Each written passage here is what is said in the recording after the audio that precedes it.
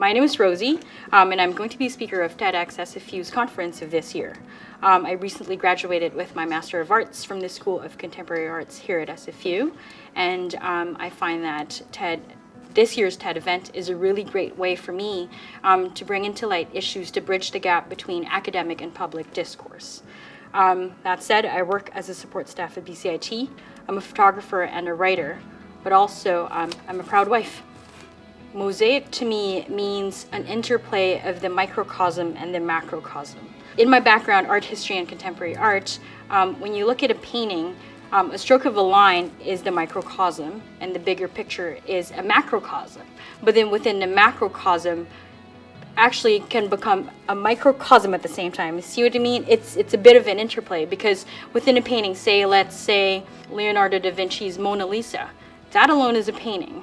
But on the wider perspective, it belongs to a bigger art movement, and that art movement is called a Renaissance. So with that said, the shift from the line into a painting has changed from micro to macro. What has been fulfilling in my TED experience is really looking introspectively. I think with what I've done so far, being in grad school, we are taught to think objectively about things.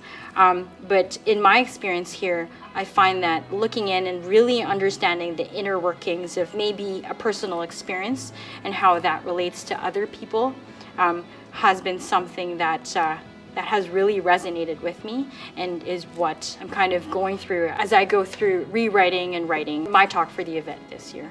One of the things that I really look forward to or in having in this experience, my TED experience, is turning academic language in a way that is accessible. Because in my studies, being a grad student, we're taught to think and speak objectively. But I know that being in academia, there is a tendency to alienate people or to use language that alienates others that way. But my experience here shows me or tells me that that's not the case. Actually, the simpler, the better. For becoming a speaker here has been excruciating but fun.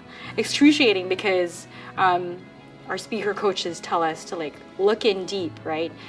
Sometimes when you're trying to think about something, things that you've forgotten in the past that resurface, and I think that's what's excruciating for me.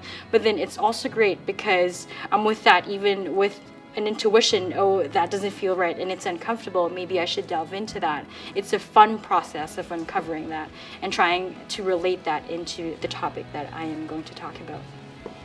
I'm really looking forward to seeing you at the conference on November 9th.